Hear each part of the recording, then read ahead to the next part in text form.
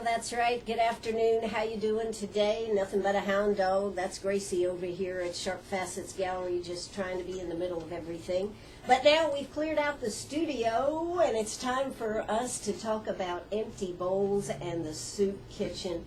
I tell you what, every year you guys just keep outdoing yourselves, and here you are. It's only the 2nd of October, and Norm Fawcett, you told me you only have about 6 tickets left. Am I correct on that? 6 tickets out of 475. Yes, we're definitely going to sell out again this year for the 5th year running. Well, that is pretty amazing. And you know, you and I haven't talked that much this year, but how is the soup kitchen doing? We're doing fine because of empty bowls. This will be the 4th year in a row that we're going to serve over 40,000 meals out of the little Greenwood facility that we have. And that's about a 75% increase since the economic malaise started to happen in Greenwood and throughout the country 3 or 4 years ago. And without empty bowls and the generous people of Greenwood supporting empty bowls, I don't know how we would still be open, or at least be open as much as we are. We serve 6 days a week now, and as I say, we're going to probably serve close to 40,000 meals again this year. It's hard to believe, and that's just serving lunch. That's right? just lunch. Just lunch. That's from 11 to 12. That's 1 hour, and you'll serve that many Monday through Saturday. That's right. You know, that takes quite an operation to do all that, not to speak of the money that it takes to put all those meals and whatnot out, but the volunteers that it takes to work those meals and make fresh soup, the best soup around. I didn't get any today, but I understand it's the best soup around. Make a note for next year. Yeah, exactly. But yes, we have the soup kitchen is a 100% volunteer organization. And we have about 185 dedicated people that are there day in and day out, every day but Christmas Day. We give Christmas Day off, our volunteers Christmas Day off. You even serve Thanksgiving. Big meal on Thanksgiving. Yes, absolutely. Very special meal on Thanksgiving. And there's about 185 volunteers that keep that place open day in and day out, 6 days a week. And, you know, one of the things that we need to mention, that during the summertime you see your numbers increase with the children and vacations and everything. You see a lot more children there, too. Absolutely. We do without the school lunch program. We're kind of back to whatever normal is now. We don't even know what normal is anymore. But we serve anywhere between 125 and 200 people a day. And you came to Greenwood to retire. Was that correct, Norm? That's right.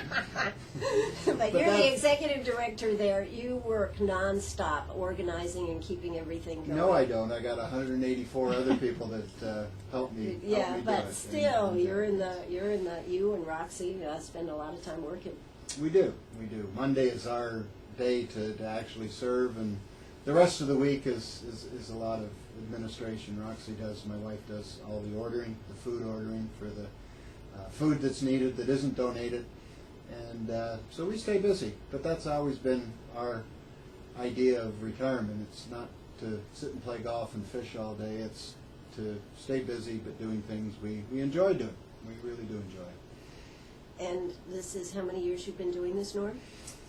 Well, we came here, we started around 99, so that's 14 years. 14 years. I've been chairman, I guess, 6 or 7 years. Yeah. Well, you do a tremendous job. Thank and you. Without your leadership, it takes a very special person to fill those shoes and make sure that everything keeps running. Well, thank you, and the 184 other people deserve a lot of credit. Absolutely.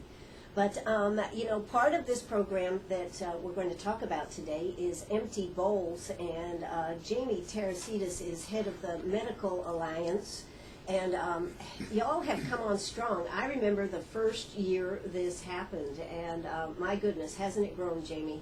It sure has. The first year we were just trying to get soup and sell tickets, and now with sponsorships and all the different things we've grown every year.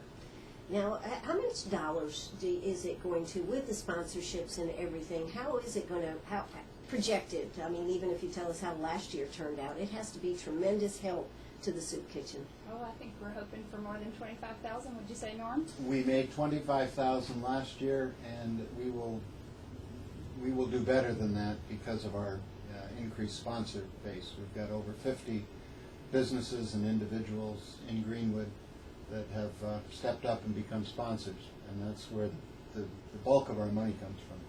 You know, Jamie, the Medical Alliance, a lot of people may not know what the Medical Alliance is. Why don't you just fill us in a little bit about what y'all do?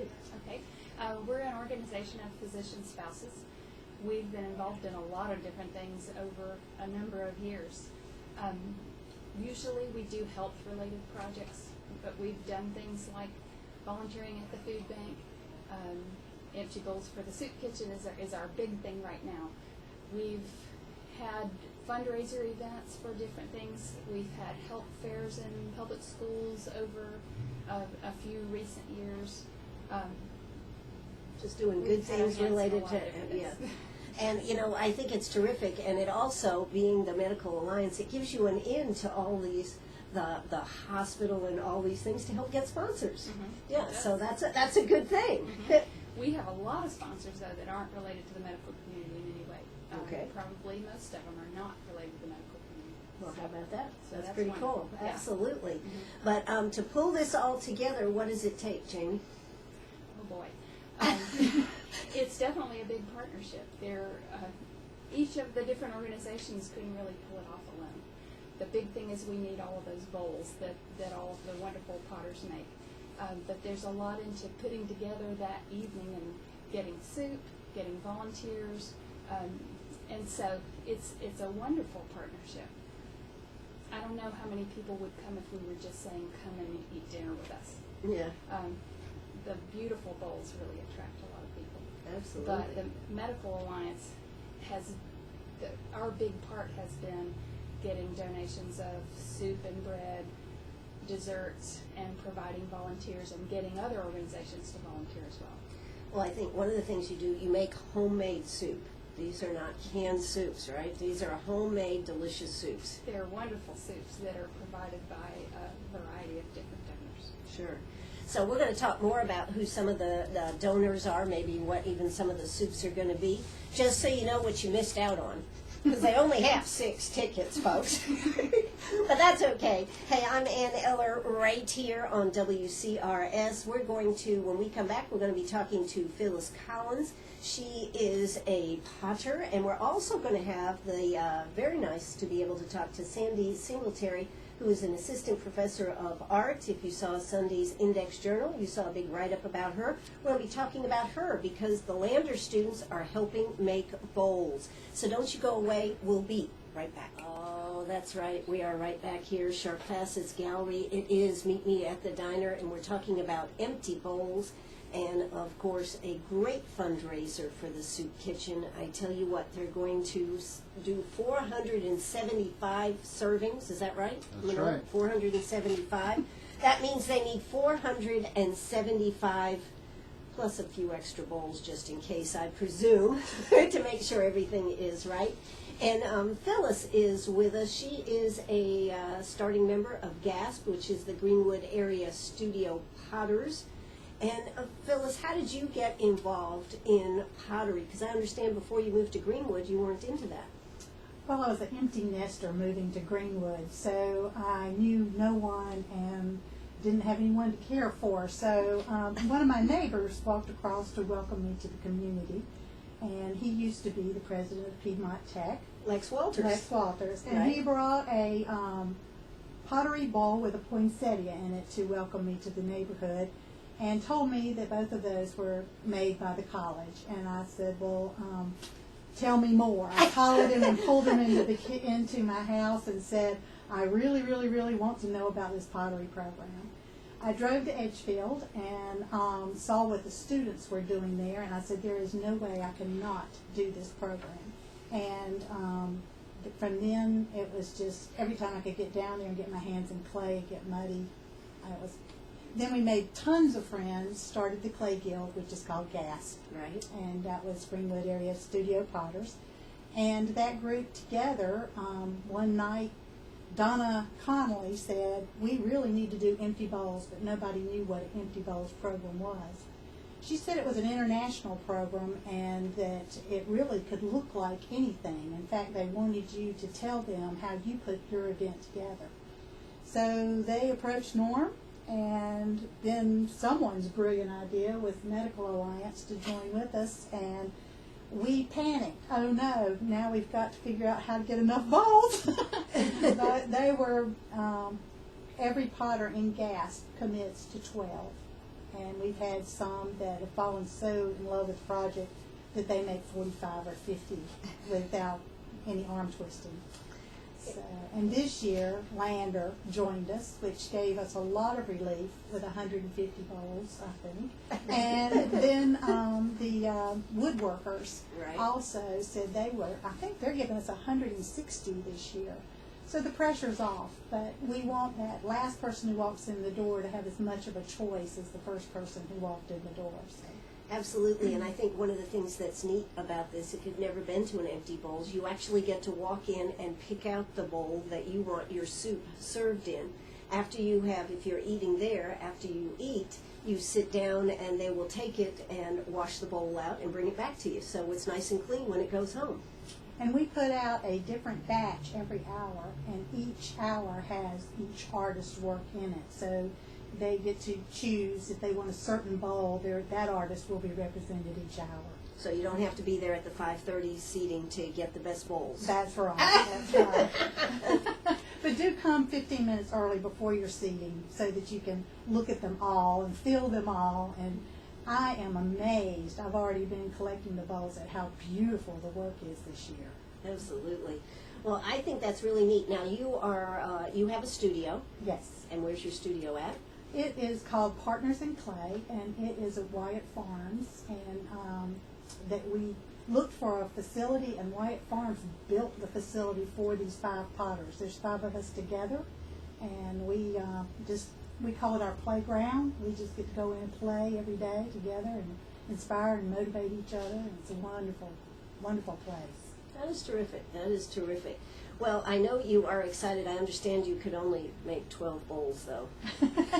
Luckily, I had really worked on my bowls early because I like to do a lot of black and white work. Mm-hmm. And then I fell and broke my arm, and so only 12 will be there this year. So there's 3 seatings, right? Yes. So More at each seating. There you go. All right. You know where I was going with that. Maybe I can say mine are rare this year. Well, Phyllis is too humble about what these wonderful people do. They start making these bowls in the April-May time frame because it takes, you've told me, it takes a week to make a bowl, not working 8 hours a day, but you have to go to a certain stage and then wait and then glaze and then wait, and I'm sure I'm not doing it justice, but they have to start months and months and months ahead in order to get all these bowls made for us. Wonderful. Now, Norm, about the wooden bowls that come, who actually brings the wooden bowls? It's an organization called the Council of Lakeland's Woodworkers, CLAW. So we have Gasp and CLAW. Lander's going to have to come up with a more exciting name here at some point if you want to compete. But it's a group again of all local woodworkers, and they have their own woodworking shop down at the United Center, and they hand turn on lathes these beautiful wooden bowls. So it's just a wood example of artistry, the same way that the potters make pottery bowls. Absolutely. So, Yeah. pottery. Well, were you going to say something, Well, Phyllis? they also made our shelves that all our bowls sit on that That's display right. the bowls. And then you do have some takeout bowls, right? Takeout. Some people do takeout. And they're all the same bowls. Somebody if someone buys a takeout ticket, they come in, they choose their own bowl. The only difference is they get food to take out as opposed to food to sit down. So, we've got this event going on, October 10th. I guess it's really too late for people to get in on this event, though, isn't it? Well, we are sold Excuse out. me.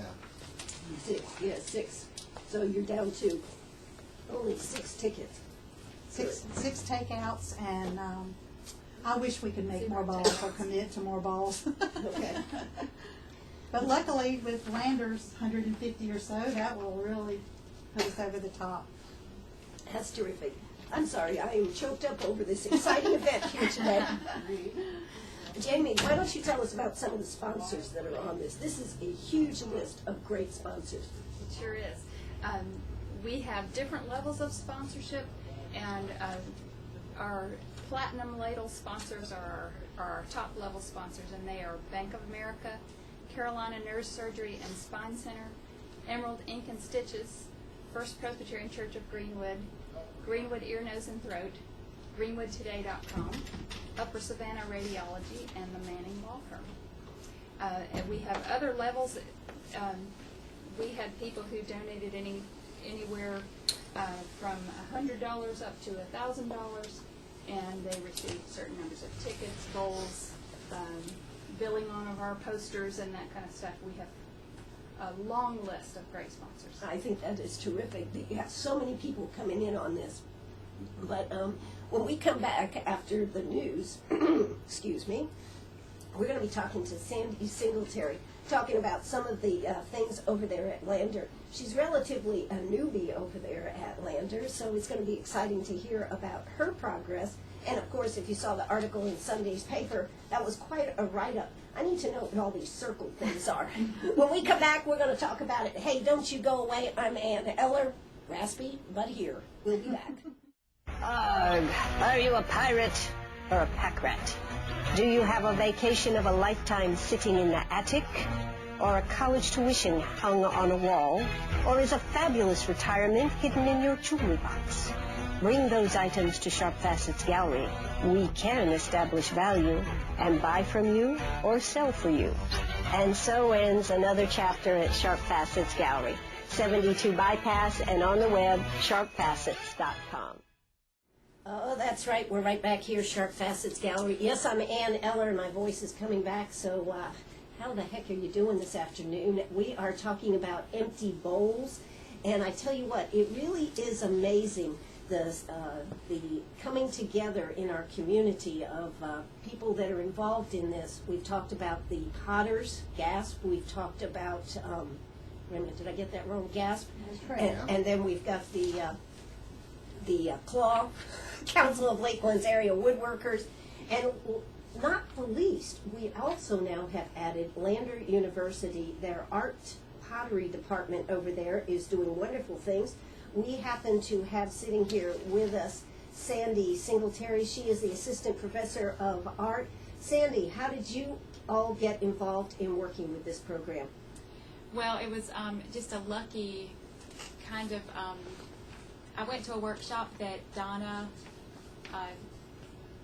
Boasian gave in this area, and they mentioned it, and I saw it as an opportunity to get my students involved in the community and the kind of local ceramic scene, and seized upon it. Well, so the students I used it kind of as a classroom assignment for them. They're using it to explore different hand building ceramic techniques. So it's beneficial to us, but it's delightful for them and to them to be benefiting the community too. now, how many students have been working on this project? I have 17 ceramic students, and so they're all making 10 bowls for this purpose. So it's 170 bowls. 170 bowls, and one of a kind. One of a yes. kind. Each one is different. Now, Sandy, where are you from originally? I'm originally from York, South Carolina, and I have been in Greenwood for 2 years. I'm starting my 3rd year at Lander. Now, what do you, is this your first teaching assignment? Or It is. Yeah, okay. Yes, So we brand can't new. compare you against another teaching assignment, but what do you feel about Lander? I love Lander. It's a really a friendly place to work. I have great colleagues, wonderful support, wonderful students. It's just, I can be a commercial for how great Lander is, because it really is a nice place. Well, we'll be turning this into them to use for Yeah, the next okay. commercial. Okay. Now, how did you get involved in pottery? It's when I was in undergrad the first time. I'm kind of a professional student times of my life, but I took a pottery class and got clay under my fingernails, and that was just it. I loved it, and so I was worked my way to being a studio potter for years, and then I decided that I wanted to do something a little different, and went back to school and got an undergrad in ceramics and then a master's degree, so that I could teach on a college level, because I really liked the kind of academic kind of universe. So, that sounds great. Now, one of the things you were telling me off the air was that it's a relatively young department over there. You have a lot of young, exciting art teachers, I guess we could say. I've been there 2 years. Two of us have been there 2 years. One has been there 1. Doug has been there 3. So we've all, and then we have a couple people who have been there longer, but we all are new at our jobs and very excited about the possibilities, and everyone's very enthusiastic and promoting, the creation of all these great artists out of our students. So everything is like, if it's something that we can do and that it's going to benefit our students, we are on go for it. It's we're going to do it. And things like this that get us involved in the local community is good for our students too, as well as the community. So. Absolutely. Now, of course, one of the things that I think has been so neat that the art department has done is the metal sculptures down there right across from John Holloway's studio there. Yes, that's Doug McAbee. He does those in his sculpture class. As a matter of fact, this weekend they're having a sculpture contest. It's sculptural Megadeth. Sculpt to one winner, whatever. They're going to be sculpting all day long, so it's going to be Professor McAbee and a couple students against the entire rest of the sculpture class. They're going to create 2 sculptures. It's going to be lots of excitement. Wow. So you should stop by. That'll be at Lander on Saturday. On Saturday. Okay. All right. And will that be at your department there, at the art department? Just when you come straight in the entrance, it'll be right there, front and center, right there. That's cool. That sounds great. Now, tell us just a little bit. We're going to be talking about some empty bowls. They're doing 170 bowls. She's got 10 students, or 17 students, 10 bowls each. Mm-hmm. But you also have a great event coming up this next weekend, right? Yes, we currently have a faculty show at the Art Center, and from what I understand, this has never happened. It hasn't. It's always been at the gallery right there at Lander. So it's a group show, and that features all of us. There's 7 people in our department. Even Tom Pitts, our art historian, is putting in art. So that opening is in conjunction with Oktoberfest, which is October the 17th. So it should be an evening that's a lot of fun, and you can come see the work that the art faculty at Lander make. And just for the record, what type of art what type of pottery, ceramics do you like to do? I work, sculpture is my kind of art of choice, and I do work with a lot of mixed media. So porcelain is my clay of choice, and it's always present in everything I do, but it could either be the major component or a minor kind of complement. And I work also with steel, wood, and this particular show is paper mache for a large scale. So. Very, very accomplished. Have you thought about doing any paper mache bowls? we have. You have? I've been up to my elbows in glue for a month and a half, and it's like I've thought of everything possible that can be done with paper mache. That's terrific. Wow. Well, Jamie, why don't you tell us a little bit how people can keep up with what's going on with Empty Bowls? You've got a Facebook page, don't you? Yes, we do. We've got a Facebook page for the first time this year. And the fun thing right now is to see all the bowls as they come in. We have beautiful pictures of bowls that are being brought in little by little to be used next week at Empty Bowls. And you can see all different kinds of bowls that will be available, different colors, different kinds of glazes and designs, and it's really a delight to see what it is that we're going to be able to look at next week. So, are you anticipating anybody walking in the door and saying, I have a picture of the bowl I want? Could be a little bit of a problem, but we'll see. Who knows? That could be interesting. Yes, I like this bowl. I want this bowl.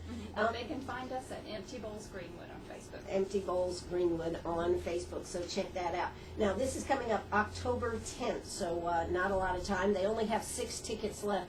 If somebody wants to call you, Norm, where would they call you to see about getting the last 6 tickets? Well, I think my phone number is around the world at this point, so I don't have a problem giving it out on the air. Just call me at home, 227-3421, 227-3421. Call quickly, though. Yeah, that's right. Now, how much are the tickets, Norm? They're the same price as when we started. They're $20. We discuss two things every year as part of our committee when we start organizing in the spring. One, the venue, and we are limited to the number of seats we of course have at the soup kitchen. It's 132 times 3 sittings, and we always discuss whether we should go to a larger venue, and we always come back that it's important to have it at the soup kitchen and to have people that don't usually come and have lunch with us every day come to the soup kitchen and see our facility. It's something we're very, very proud of. And the second thing is price, and we don't want to price ourselves to a point where families, we have a lot of families that do come to Empty Bowls, and we don't want to get to a point where those families find it difficult to. So the tickets are the same price as they've always been, $20, and you get a bowl that I'm told sells at craft shows for $20, $25, probably more. So it's great value. Jamie was right. That is the attraction. They don't come to the soup kitchen just to have our soup, or even very good soup supplied by local restaurants. The bowls are the attraction, and we're blessed to have the Potters, we're blessed to have Claw, and we're blessed to have Lander this year. We're very thankful. Absolutely. When we come back, we're going to be talking about a few of the things you may not know. Do you know the soup kitchen does not receive any federal funding? How about that? They do it all on their own. Hey, we'll be right back. Don't you go away. That's right. We're right back here, Sharp Fawcett's Gallery. We're talking about Empty Bowls that helps the soup kitchen. If you've never been to the soup kitchen, sometime you should go by, because one of the things that I think is so amazing about it is such a nice, clean, open space. Being able to serve 132 people at a seating, you know, you wish you could serve more, but that's pretty darn good, isn't it, Norm, on a weekday to be able to serve that many people? We only open from 11 to 12.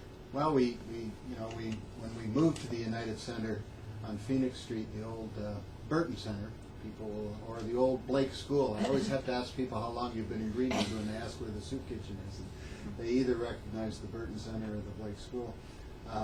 But when we moved there 5 years ago, it was quite a bit bigger facility than we had at the time at Turner House, the First Presbyterian Church, who were very kind and generous to donate that facility to us for 7 or 8 years. We just outgrew it, and now we're getting to a point where even 132 seats isn't enough. We have to reset tables and in order Turn to them serve, over, right? as I say, sometimes upwards of 200 people a day come through and have a hot meal at our soup kitchen. You know, that's hard to believe right here in Greenwood that up to 200 people could be their only meal. That's right. I mean, you don't think about that in your own backyard, that could be something that is happening, but it is happening. Now, Norm, how much does it actually cost to produce a meal at the soup kitchen? When we talk about $25,000 being donated through Empty Bowls, what's the effect of that on the meals? Our cash cost, we refer to it as a cash cost because there's so much food, either prepared food by restaurants or canned food through church food drives, and the postal workers do a food drive every year, and the county and city people do it. So that we don't put the value of that food in on the into donated it, end. but the cash cost of a hot meal is about $1.80. So if we made $25,000 last year, I'm not sure my math is precisely correct, but it's going to be somewhere around 14,000, 15,000 meals that everyone who contributed to making Empty Bowls a success are going to feed 14,000 to 15,000 people in the coming year. Absolutely. You know, Donna, when you think about that, when you are doing these bowls, what does that make you, Phyllis, what does that make you feel like when you're thinking about how many people that you're feeding when you're making these bowls? Well, it always amazes me when I'm pulling and shaping the bowl. I want it to be the best work it can be. And it looks like, from the artistry I've seen this year, the other potters feel the same way. I don't know, it just reminds me that my bowl's always full. I've never asked myself, will I eat today? But when will I eat, or what time will I eat, or what will I eat, but never will I eat today. If I will eat, yeah. So it reminds me as I'm working on that bowl that someone's going to contribute something for my artwork, which is very flattering, but also that money's going to go to feed somebody who may be asking, will I eat today? Absolutely. That is tremendous. And Sandy, you were talking about how your students and connecting the students to something that is real. So many times we don't feel that connection to your community. And of course, college students are kind of outside everything, aren't they? So to be able to connect them to community, what has that meant to the students? Well, I think it's really, for them, it's provided an awareness about something that is, for a lot of them, not really part of their reality. Like you mentioned, hunger is not. They all have meal plans. They're, but to think about that this thing that they're making is someone is going to eat soup out of it, and that is going to do a good deed for somebody else. It made them like have that thought. I mean, a couple of them were discussing it amongst themselves about how they hadn't considered that before, and that it was unique to them and great to them. They were happy about it on a couple of fronts. First off, somebody's going to have their bowl in their house, and it's going to be a bowl that they made. But then the fact that that is doing something good for something is meaningful to them. So I'm loving this experience for them. Sure. And I think that's one of the things that when we talk about young people is getting them involved in projects. Jamie, you were telling me how the Emerald Interact Club has helped serve and wash the bowls and all this kind of stuff, and then Lander students will be helping this year. What have you seen, particularly, shall we say, from the Emerald students? It's a great experience for them because they get to be right there and serve. They're helping people by serving out their soup, by washing their bowl for them, resetting the table. And we've had a wonderful experience every year with our group from Emerald Interact. They work hard, and they just come in ready to do whatever we need them to do. They've been wonderful. And they get to be right in there and see the facility of the soup kitchen. It's a great experience for all of them. Absolutely. Now, Norm, what about the Saturday deal? Do you get more I volunteers? was just going to say, and this year for the first time, the Emerald ROTC crew will be out helping the Greenwood Police. And Dr. Traffic Dan control, Harrison, yeah. you know Dr. Dan over at Lander, on traffic control. So the ROTC is over at Emerald is getting involved this year too. But I was saying during the break, Ian, that this is just one example of how Empty Bowls has made the Greenwood Soup Kitchen a little more visible, a lot more visible in the Greenwood community, because those same Emerald Interact students that help on Empty Bowls, many of them are coming on Saturdays to serve our regular meals throughout the year, throughout the school year. And there's many, many, many examples of how what you did to help us get a little better known in the community a few years ago and continue to do through your help with programs like this. Every time we do something like this, people think of the Greenwood Soup Kitchen. And there's an awful lot of need in Greenwood, and we have needs too. And every time we're in front of the public and we get to do Empty Bowls, and we get more volunteers and we get more donations. So it goes far past the benefits for the soup kitchen is going to go far past what we're going to achieve next Thursday. Well, yeah, it's hard to measure all the what comes out of it, isn't it? I mean, it's just because it does, you do get so much more That's than right. just what is going to be the check presented there at the end, which will be awesome and tremendous. But you're right, people thinking about the soup kitchen when they think about their giving and everything. So this has been just such a cool project, and every year it just gets better and better. Jamie, are you going to be around next year doing this? I sure hope so. Okay, all right. I sure hope so. So, yeah. Sandy, what about you?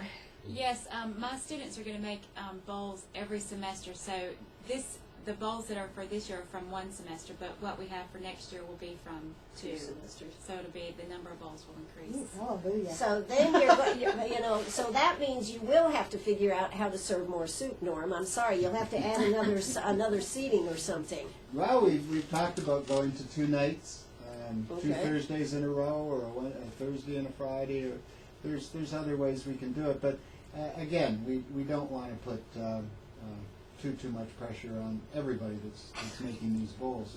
It was impossible when it was, quote, just the potters, but it's still an awful lot of work for Lander, for cloth, for gas, and we don't want to overstay our welcome. Well, Phyllis, I'm sure you're going to start early on your bowls this year, are you? Oh, I will. We only started out with 20 potters to begin with, to have this wonderful work from the woodworkers and the students to pressure off. But our group just got so excited, and we've grown to over 33 potters now, and so it's a joy, but you just don't know when to stop. So potters do things in excess, is that what you're telling me? Well, the craft itself is addictive, Right. but it's flattering to have someone take home your work, and it also is wonderful for it to go to a good cause. So we love it, and but having help has been wonderful. And when you were talking about metal workers, I'm thinking, how can we put metal balls into this situation? Oh, that's great. But, you know, we really need to say thank you to Piedmont Tech, because if you hadn't gotten involved there and found this great group to work with, We should. GAS, just about everyone in GAS has been a part of the Piedmont Tech Pottery Program. Also, they are continuing to fire bowls for potters who are not set up in studios and need help getting their pots fired. So they are continuing to help us, and new professors are pitching in, and they're getting their new students involved also. So. that's very cool, very cool. Well, listen, I sure hope everybody has enjoyed the show. Jamie, I know that coming up on the 10th, that's next Thursday, it's going to be all hands on deck. Is that correct? It sure is. We're excited about it, and starting to email all of our volunteers and tell them, here's when you need to show up. Here's when you need to bring your dessert. We're getting it all set. Absolutely. And if you want to find out and want to follow them, you can go to Facebook. And what's the name of the Facebook page? Empty Bowls Greenwood. Empty Bowls Greenwood. God, what a concept.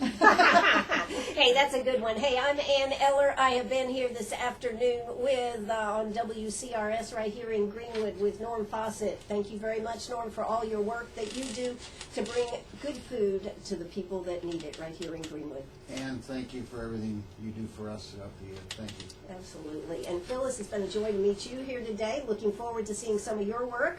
You too, Ann. Thank you. And Jamie, keep up the good work and keep the Medical Alliance cooking and making things come together here. Okay. All right. And Sandy, thanks so much for coming out today so we could meet you and find out what's going on over there at Lander. Thank you. Thoroughly enjoyed it. All right. This is WCRS right here in Greenwood. Bye-bye, everybody.